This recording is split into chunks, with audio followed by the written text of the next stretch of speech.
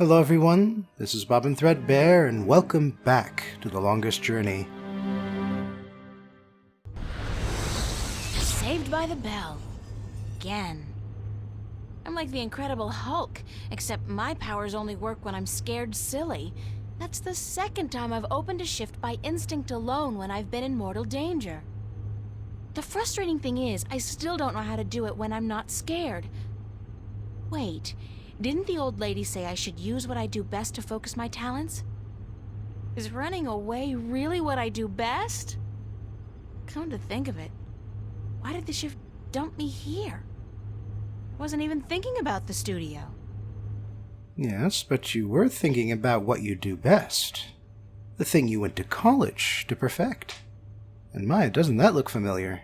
It's Emma's contribution to the exhibition. I have no idea what it is. Yes, you do. You've met them.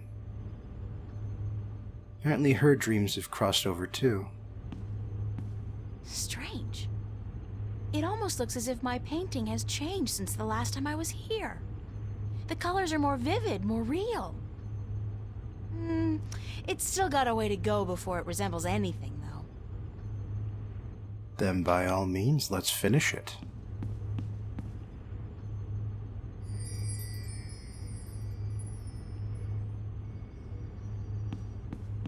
The old woman, Lady Alvane, was it? She said something about using my craft to focus my powers, to learn how to open a shift at will. I guess it's worth a try.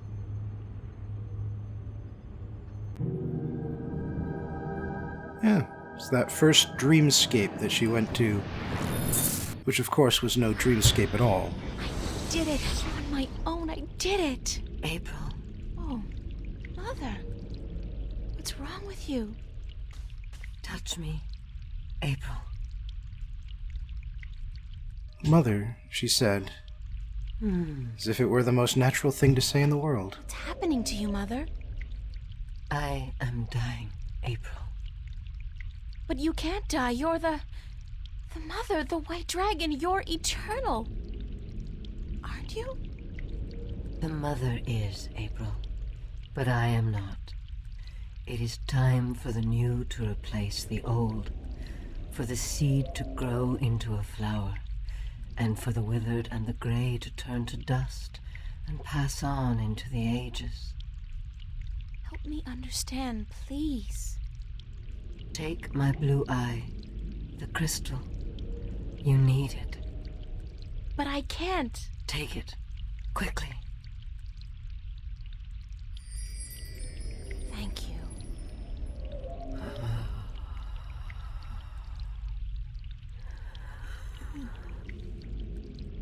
Please don't go. I am tired.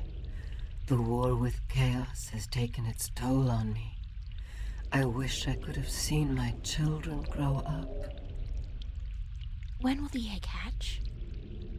When I die and turn to dust, be here then to witness the new mother. I promise. Be who you are, April. Do not be afraid of that. Who am I? My daughter. My own daughter. So, yeah. That's why April is a powerful shifter, because she is at least half Dryakkin.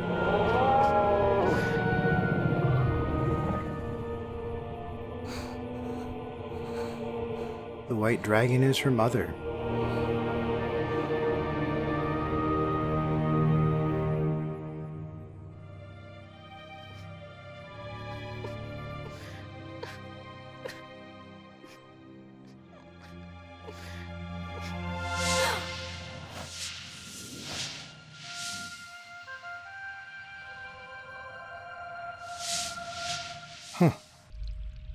Be who you are. Sister? Sister.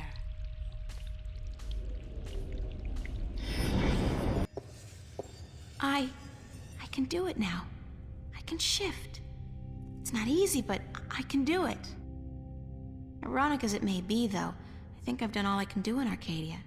I have the 2 Arcadian Dragon's Eye jewels, the disc, and the star map.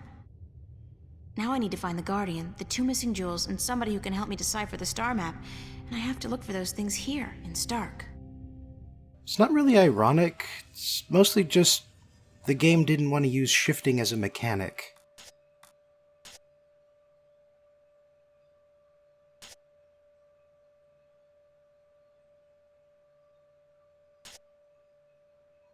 Yep, see? Looks like the father isn't here. So,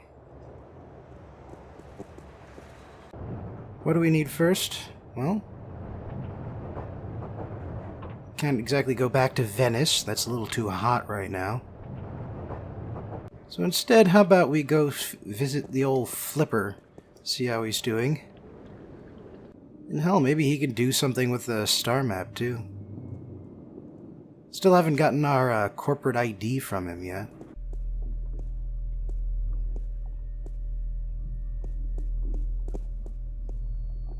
Should probably get to that, you know.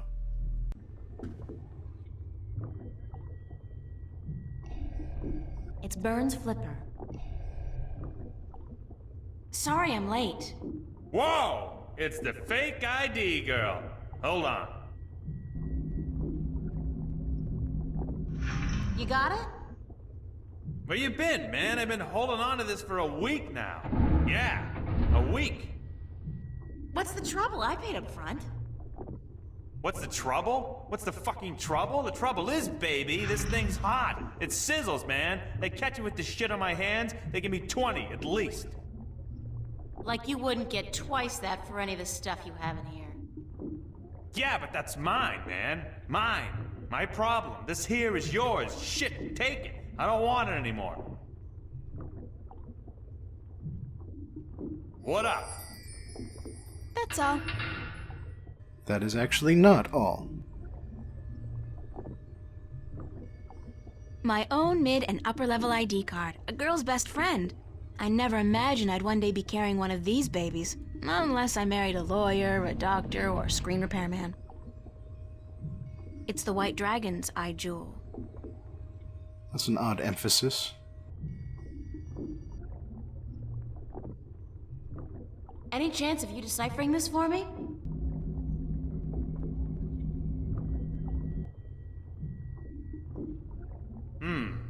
Looks old. This old? It looks old. It's gotta be old. What do? Rip off a museum or something? Because I'm cool with that. It was a gift. Would you be able to calculate the coordinates of that cross based on the positions of the stars? Shouldn't be a problem as long as this thing's accurate. I'll just do some chem trace tests. See when it was made and then figure out the rotation of the constellations and calculate the... Yeah, sure. And what's it gonna cost me? This time, you still got credit from the AG unit you gave me. Works like a fucking charm, I'll tell you, baby. It's hot, I can float like the wind. Toots! Even with 2 people on at the same time. Oh, yeah. I don't want to know that. So, when can I get the results? Can't do the chem tests here, but I'll call a friend of mine. Owes me a favor. Come back later. Yeah, later. Much later. Sure. And hey, don't wait a week this time. Got it. Well, Flipper's voice actor was having fun. Alright. Good to know that we've got that lined up. Chunk. Hopefully he'll be safe from the, Church of Voltec.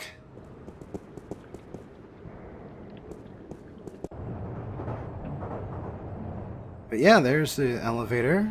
Remember that from last time. A rather sarcastic cop. So do we just swipe it out here, or does it just read it from our pocket? Well, it just reads it from our pocket. Okay.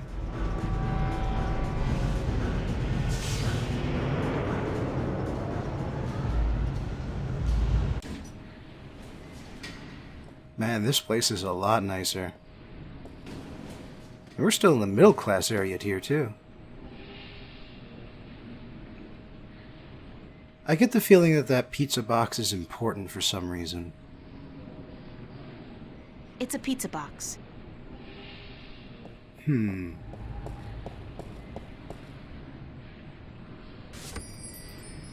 Any pizza left inside? There's one piece of moldy pizza left inside this pizza box, and it seems to have chemically merged with the cardboard, so I'd better, keep it closed. How is it already moldy? This wasn't left outside somebody's house. It was thrown away. It's a Bingo instant pizza machine. I never liked those things. They taste like artificially flavored cardboard boiled in grease. Can we get one? I am sorry, but this Bingo instant pizza maker has been shut down by order of the Newport Department of Biological Warfare. About time, too. If you or anyone in your immediate family has enjoyed a delicious Bingo instant pizza recently, please report to an area hospital as soon as possible. Have a nice day. I see. Alright, looks like there's two ways to go here, a shuttle and a tube. And a clothing store. They got the coolest clothes in that store. The coolest and most expensive. I saved for months to buy a pair of socks there once. The coolest pair of socks I ever had. Can we go in? I could definitely do with a change of clothes. So what if this store's way out of my league? After what I've been through, I deserve to splurge a little. I look good, I feel good. Thank God they had a thermal shower in there. I needed a proper disinfection and delousing. Alright, fair enough. And yeah, she will refuse to go any further, essentially, unless she dresses up. I can literally feel the price of this outfit. Nice.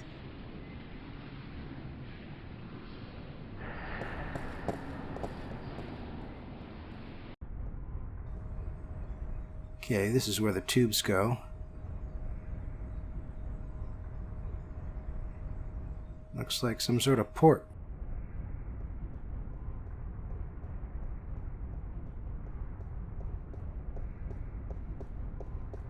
It's a list of today's departures to the orbiting stations. Most of these are bound for the Morning Star, an MTI-owned station in geostationary orbit above the city. Today's arrivals. Shuttles are inbound from most of the orbiting stations, but traffic from the Morning Star dominates. A spaceport. We don't exactly need to be here yet, so let's take the shuttle instead. I mean, we'll probably go out into space eventually, but we've still got business to do here on the surface of planet Earth.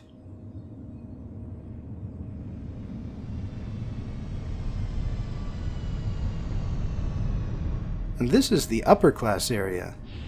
It's like the middle class area, but everything is even fancier and probably uses higher grade materials. Or at least rarer.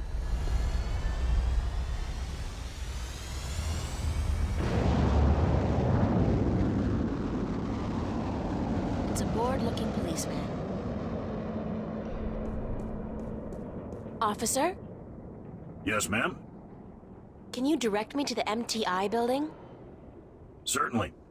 See that huge, massive, towering building over there? That's it.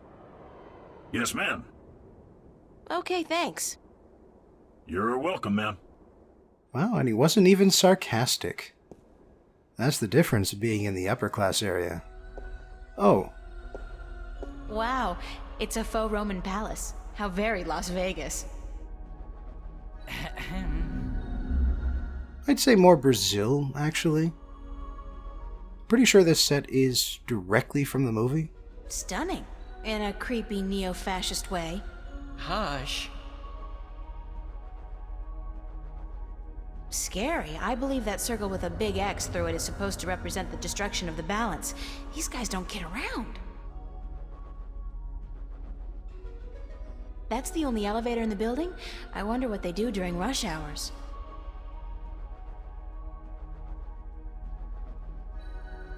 He looks like a receptionist.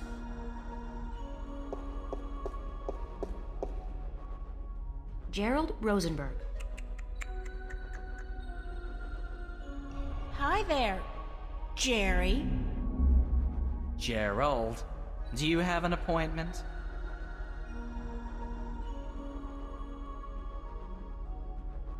Let's see if we can lie. Rodent inspection.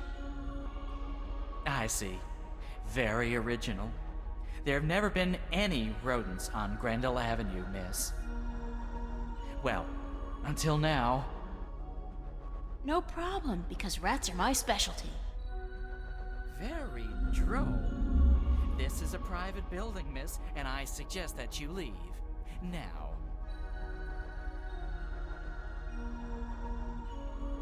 How do I call the elevator? You do not, miss. I call it. All right, thanks. No, you misunderstand. I call it. For people who work in the building, or for those with appointments with the people who work in the building. You are... how shall I put this? Street vermin. A hooligan. Scum. You were homesick the day they taught diplomacy, weren't you, Jerry? Gerald, please leave the building. What floor is Jacob McAllen on? We do not have a Jacob McAllen working here, miss. Do you have any McAllens at all? I'm not picky. I am not about to divulge any private information to a person such as yourself.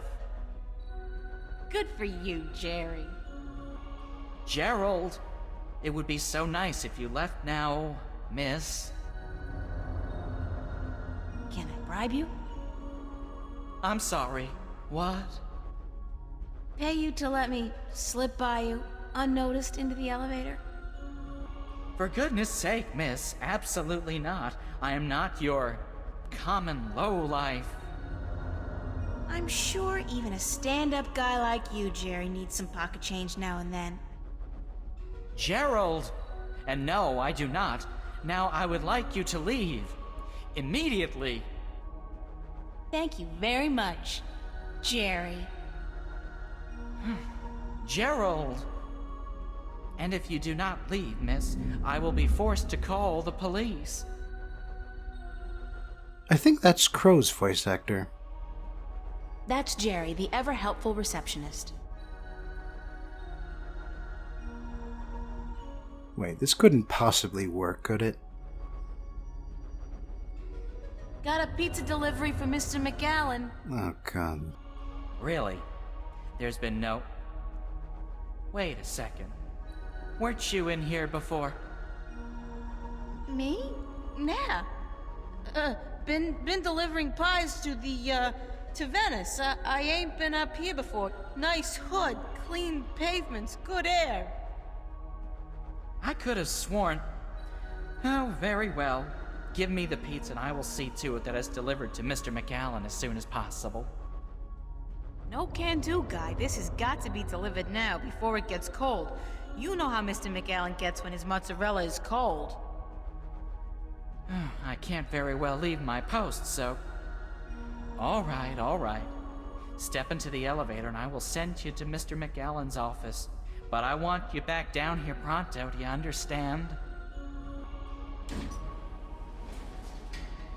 Great Brooklyn accent there, April.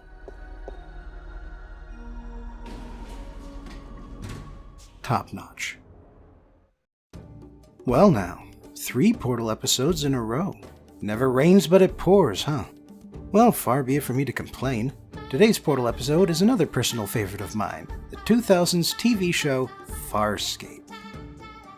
The story about the story. Farscape's origin is rooted in the Jim Henson Company, so let me start with a little background about them.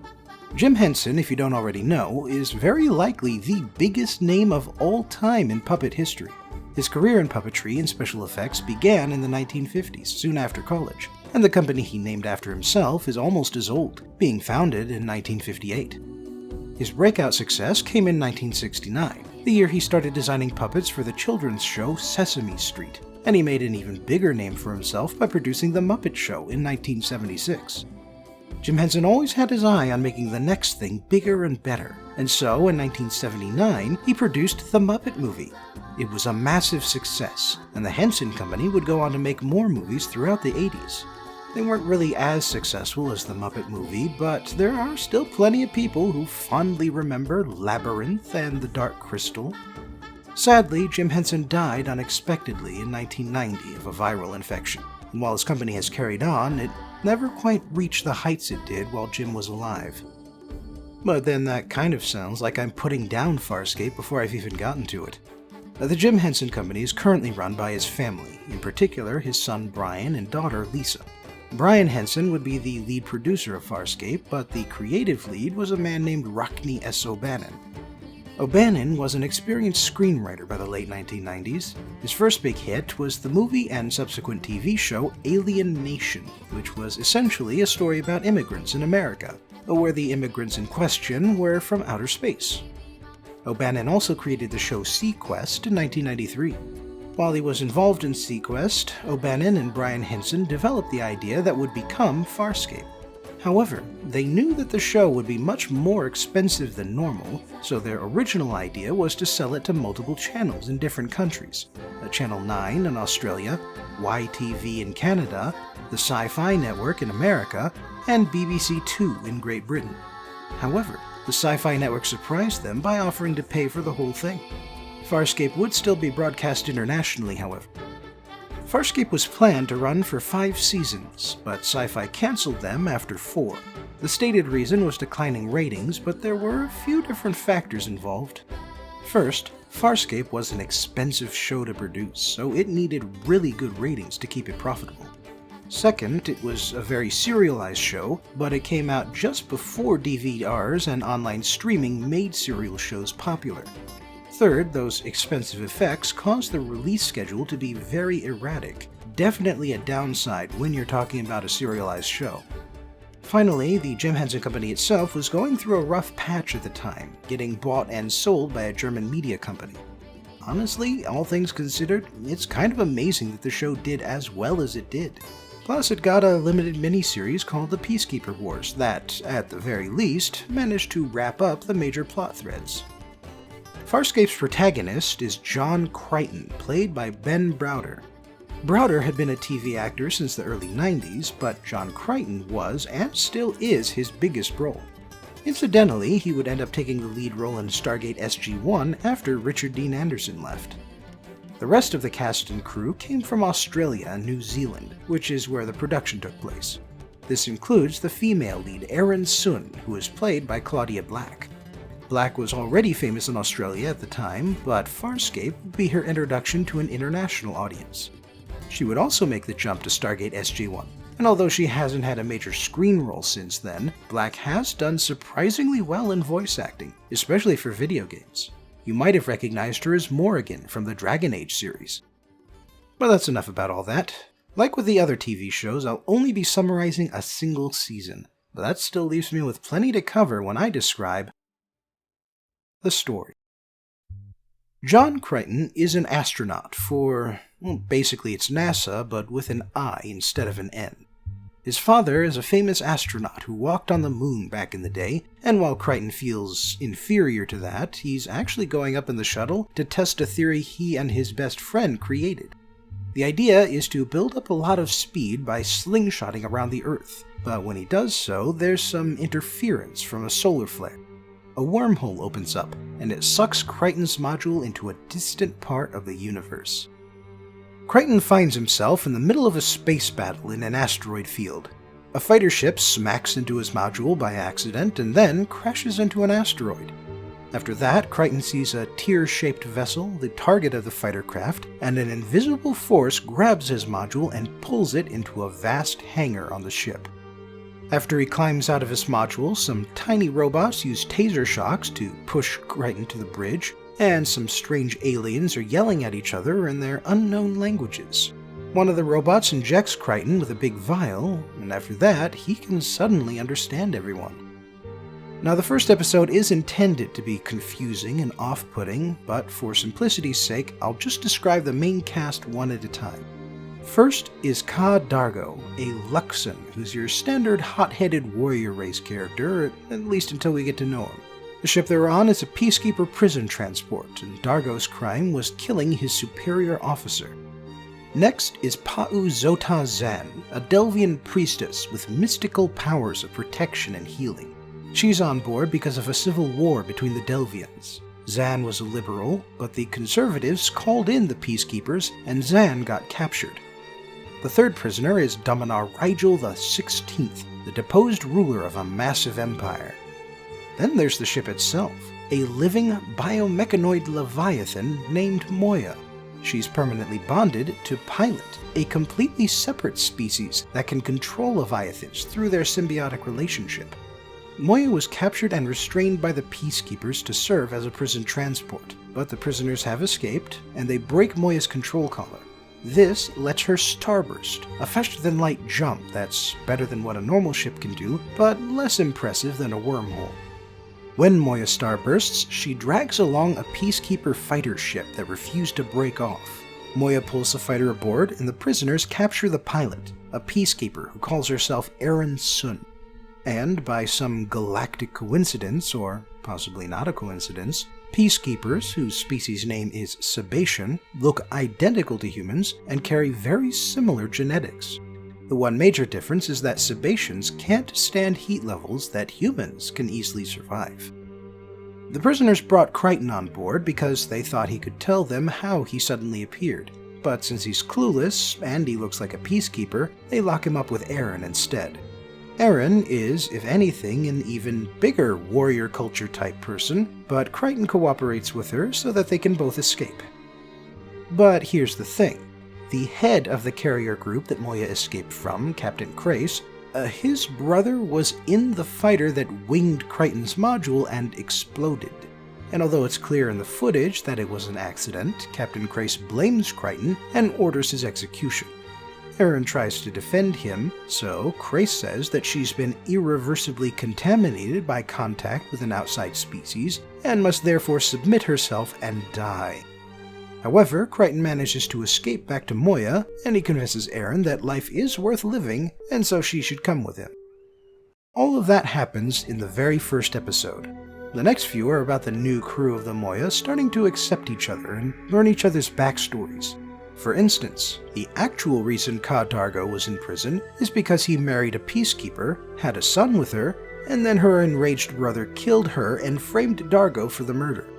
The peacekeepers are basically a fascist regime, so among their other sins, they have zero tolerance for interspecies relationships.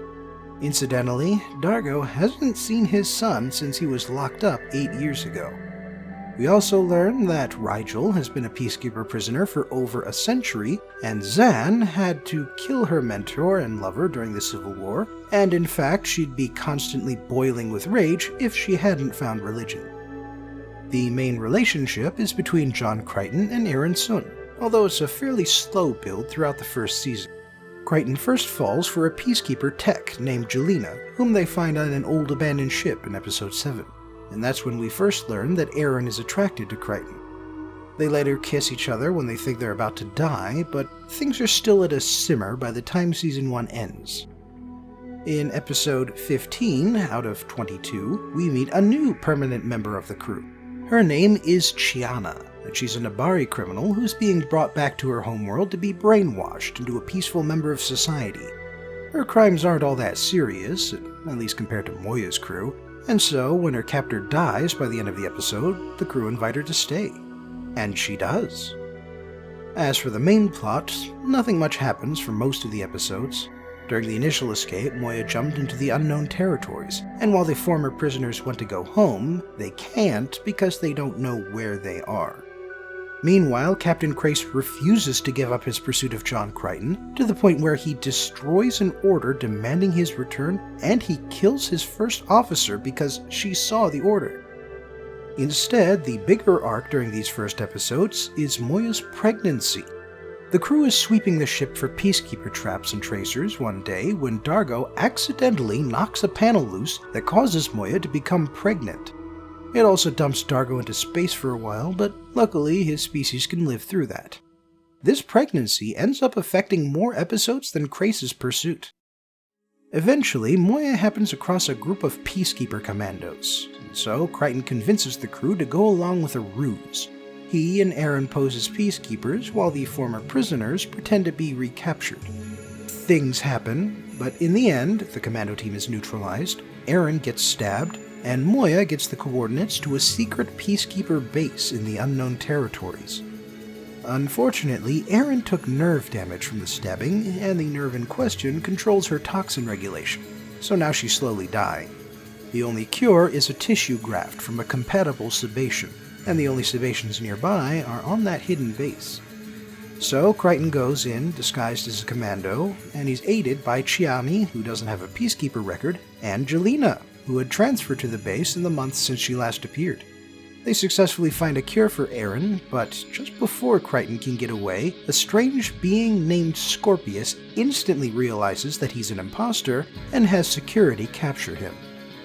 With Jelena's help, Chiani successfully sneaks off the base in time to help Aaron, and when Aaron finds out Crichton is still captured, she, Dargo, and Zan mount a rescue mission to free him. Meanwhile, Scorpius is subjecting Crichton to the Aurora Chair, a device that painfully extracts memories. In the process, Scorpius and Crichton both discover that what seemed like a one-off episode earlier was actually much more. Crichton has been researching wormholes this whole time in the hopes of creating one that could get him home, and so when Moya comes across a random wormhole, Crichton hops into his modified module and jumps in. He reaches Earth, but it turns out that this Earth is a construct created by an alien race that wanted to see if Earth would be a good home for them. And while they decide it's too risky given the potential hostile reaction, they show Crichton the formulas to create wormholes, but then blank his memories. The idea is that the memories can still subconsciously guide him in the right direction, but Crichton will need to get there on his own because wormhole tech is too dangerous to just hand over. Well, it turns out that Scorpius happens to also be researching wormhole technology, but what he extracts from Crichton is too vague to use. However, Crichton is still hiding something, though what he's actually hiding is his relationship with Jelena, so Scorpius keeps putting him in the chair. Between sessions, Crichton shares a barren cell with an alien named Stark, who acts like the chair drove him crazy but is actually relatively sane.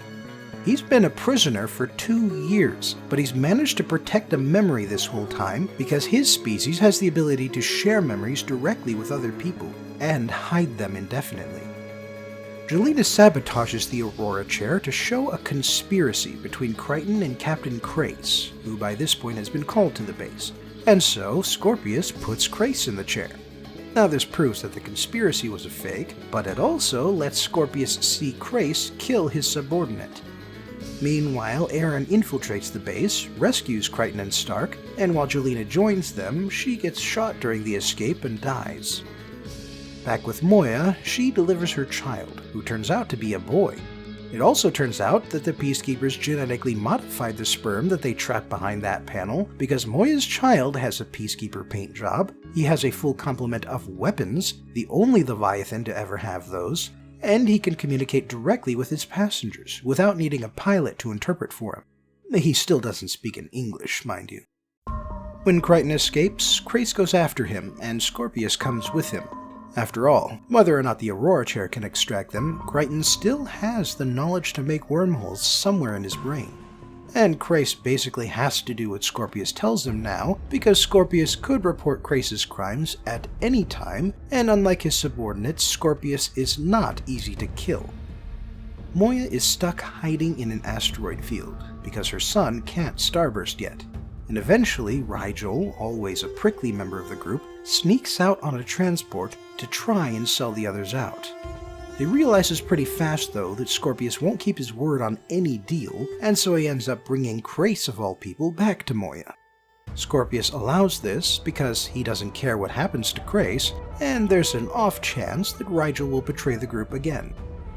Now that he's faced with the certainty of a death sentence, Krace has become genuinely remorseful of his actions, and he apologizes to Crichton and the others. He also helps them come up with an escape plan. Zan creates an explosive out of ship supplies and loads it onto a transport, Crichton and Dargo pilot the transport and aim it at the hidden base. Since Scorpius needs both the base and Crichton alive, he can do nothing to stop the attack. Crichton and Dargo then jump out of the transport while it's still in space, and Erin, piloting her old fighter ship, intends to sneak over and pick the two of them up. The crew only has one working spacesuit, but Dargo can hopefully survive the vacuum long enough. But then, things start going wrong. Crace sneaks on board Moya's child, who was recently named Talon, and the two of them flee for parts unknown. Moya is distraught, but to stay safe and hopefully reunite with Talon later, she has to starburst away. That means that she has to abandon Erin, who is still in their fighter, Crichton, who is floating in space, and Dargo, who has just fallen unconscious. And that is how Season 1 ends. The analysis. First, let me remind you that while I only summarized Season 1 today, I have seen the rest of the series. So I know that Chiana, despite her late arrival, becomes a central cast member for the rest of the series. Stark sticks around for quite a while too, but Zan later dies in Season 3. Also, Scorpius and the Peacekeepers turn out to be the lesser of two evils, because the reason he wants wormhole technology is to fight the Scarans, a powerful and genocidal empire. Hell, Scorpius becomes a Moya crew member in Season 4. There are a few things about Farscape that make it my personal favorite sci-fi TV show.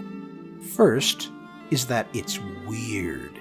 Apparently, the showrunners had a network mandate to make Farscape as weird as possible, and by God, they delivered.